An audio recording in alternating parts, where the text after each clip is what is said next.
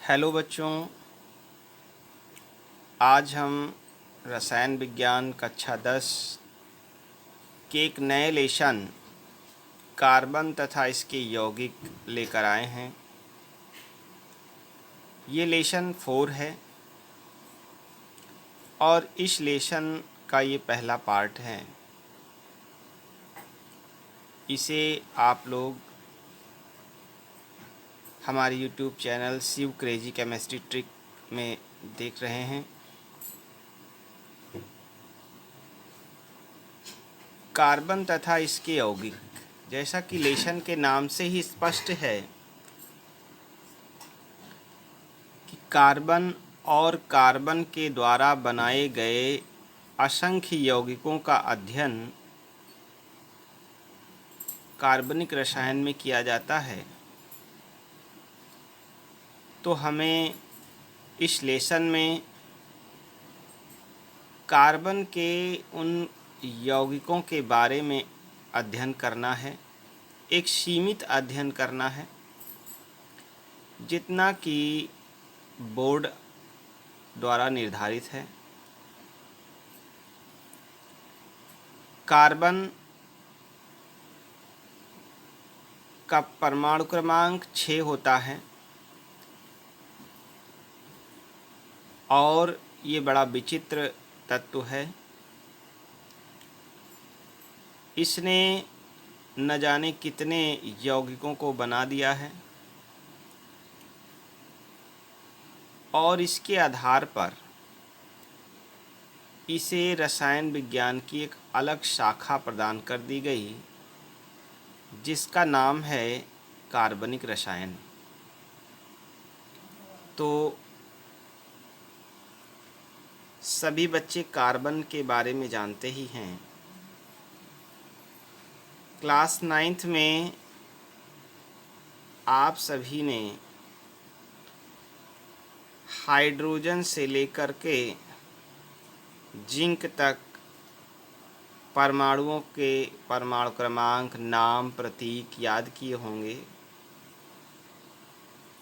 1 से 30 परमाणु क्रमांक वाले तत्व, जिनमें 6 परमाणु क्रमांक वाला एक तत्व था जिसका नाम कार्बन है। इसे C से प्रदर्शित करते हैं। इस कार्बन ने हाइड्रोजन के साथ, ऑक्सीजन के साथ और अन्य कई परमाणुओं के साथ मिल करके एक पूरी केमिस्ट्री तैयार कर दी, जिसको हम ऑर्गेनिक केमिस्ट्री कहते हैं। तो सबसे पहले हम यह देखते हैं कि कार्बनिक रसायन की परिभाषा क्या है। कार्बनिक रसायन रसायन विज्ञान की एक शाखा है। देखिए, रसायन विज्ञान की 2 शाखाएं हुई। पहली हुई आपकी अकार्बनिक रसायन, इसको हम इनऑर्गेनिक केमिस्ट्री कहते हैं। और एक हुई कार्बनिक रसायन, जिसको हम ऑर्गेनिक केमिस्ट्री कहते हैं। 2 शाखाएं इसकी बट गईं। और भी कई शाखाएं हैं, लेकिन मुख्य रूप से ये 2 शाखाएं रसायन विज्ञान की हैं। इस शाखा के अंदर, अकार्बनिक शाखा के अंदर बताया गया कि कार्बन को छोड़कर या कार्बन के यौगिकों को छोड़कर सभी तत्वों के और उन तत्वों के यौगिकों का अध्ययन किया जाएगा। और कार्बनिक रसायन में कार्बन तथा कार्बन के बनाए गए यौगिक, कार्बन के द्वारा बनाए गए यौगिकों का अध्ययन किया जाएगा। तो इस कार्बनिक रसायन की बात यहाँ पर हो रही है। यहाँ पर बच्चे देखें, कार्बनिक रसायन, ऑर्गेनिक केमिस्ट्री, रसायन विज्ञान की वह शाखा जिसके अंतर्गत कार्बन के यौगिकों का अध्ययन किया जाता है। अथवा देखिए ये दूसरी परिभाषा क्यों हो गई, कार्बन के कुछ यौगिक हैं जो अकार्बनिक रसायन में भी उनके गुण प्रदर्शित होते हैं। जैसे एक है आपका कार्बन का ऑक्साइड CO2, ये कार्बनिक रसायन का गुण नहीं देता है। एक आपका है CaCO3, ये भी तो कार्बन का एक यौगिक है।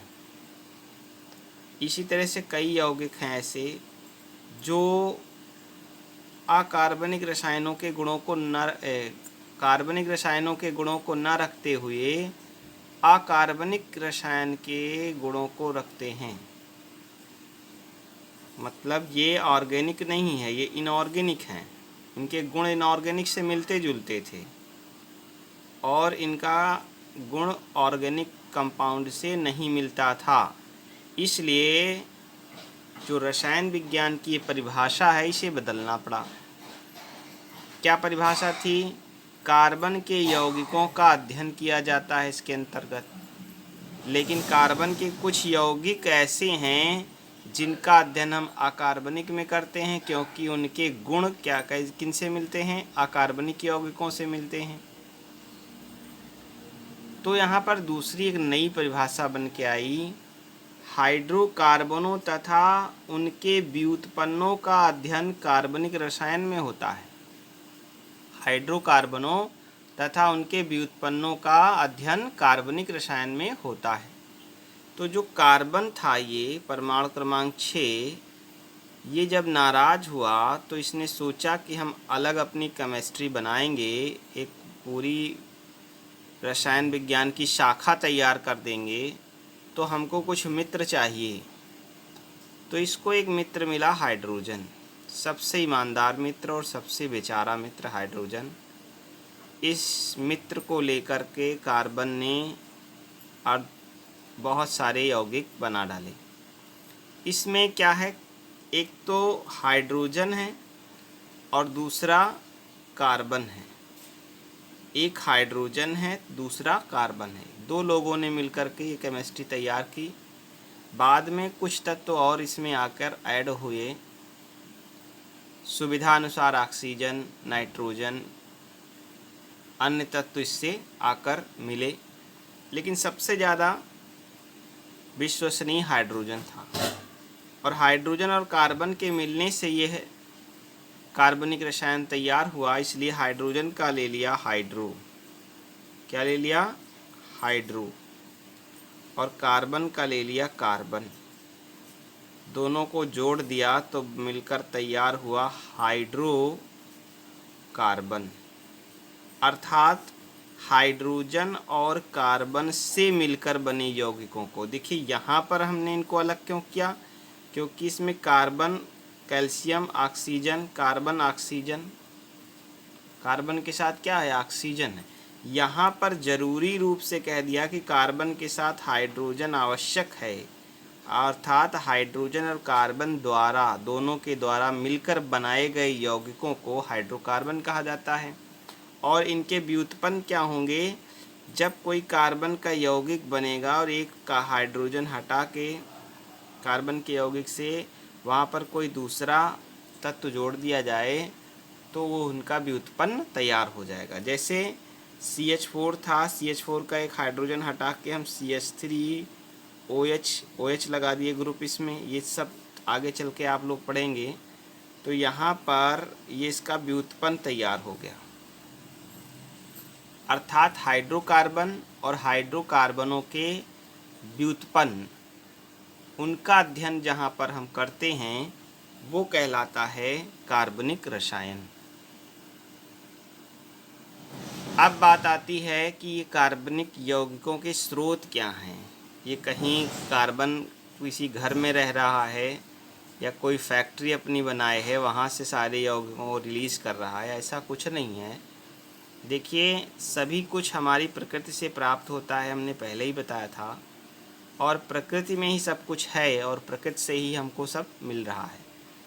हम क्या करते हैं, प्रकृति से प्राप्त कुछ पदार्थों को आपस में क्रिया कराकर कुछ नए पदार्थ प्राप्त कर लेते हैं। जैसे यहाँ पर एक बात आप लोग ध्यान रखें। तो बच्चे एक बात ध्यान दें, यहाँ पर इनका स्रोत क्या है, इनकी कोई फैक्ट्री नहीं है, ये कहीं बैठे नहीं, सब कहाँ से आता है, प्रकृति से आता है। तो प्रकृति से आने के लिए एक चीज़ बहुत बढ़िया आपको जानकारी होगी पहले से। बर्जीलियस नामक वैज्ञानिक ने एक सिद्धांत दिया था। सिद्धांत का नाम था जैव शक्ति सिद्धांत। जैव शक्ति सिद्धांत। जैव शक्ति सिद्धांत में ये कहा गया कि कोई भी कार्बनिक यौगिक, यानी सभी कार्बनिक यौगिक, कहने का मतलब है सभी कार्बनिक यौगिक प्राप्त होते हैं पेड़ पौधों से और जीव जंतुओं से। इनके अलावा किसी भी कार्बनिक यौगिक की प्राप्ति नहीं हो सकती है। अर्थात जितने भी कार्बनिक यौगिक हैं ये हमें जीव जंतु और पेड़ पौधों से ही मिलते हैं। ये हमारी जैव शक्ति है, इनको बनाया नहीं जा सकता।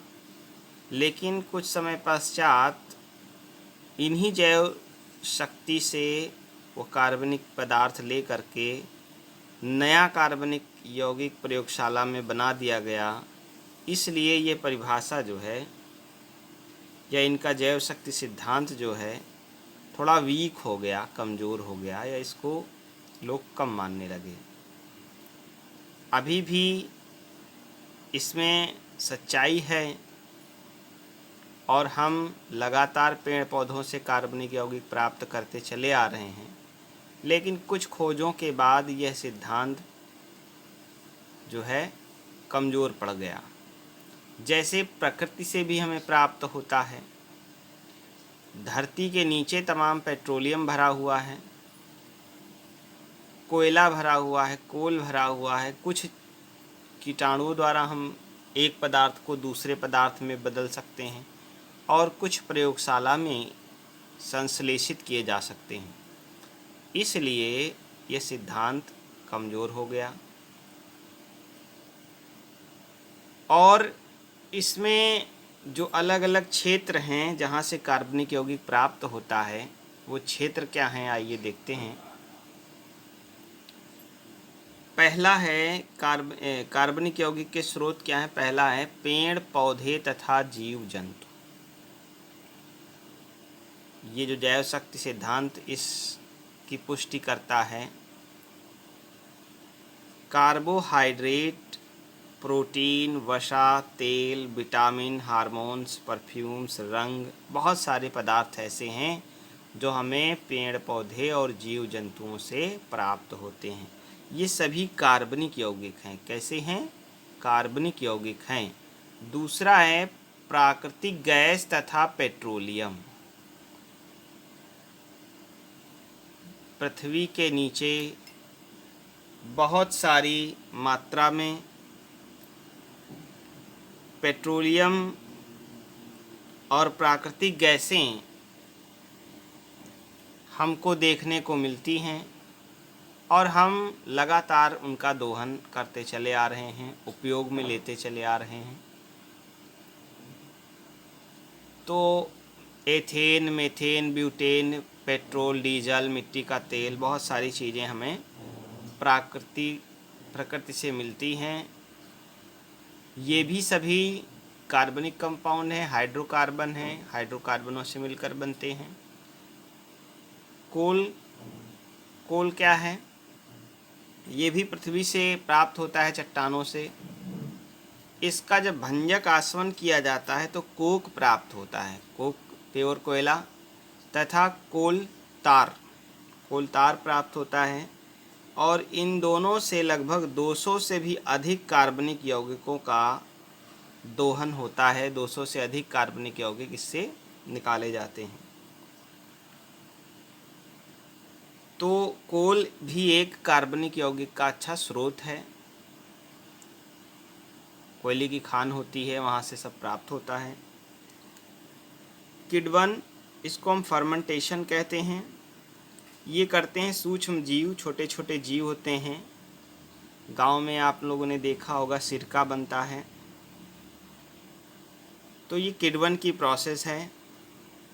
इसमें क्या होता है, जटिल कार्बनिक यौगिकों का एंजाइमों के द्वारा सरल कार्बनिक यौगिकों में किण्वन करके अनेक उपयोगी यौगिक प्राप्त किए जाते हैं।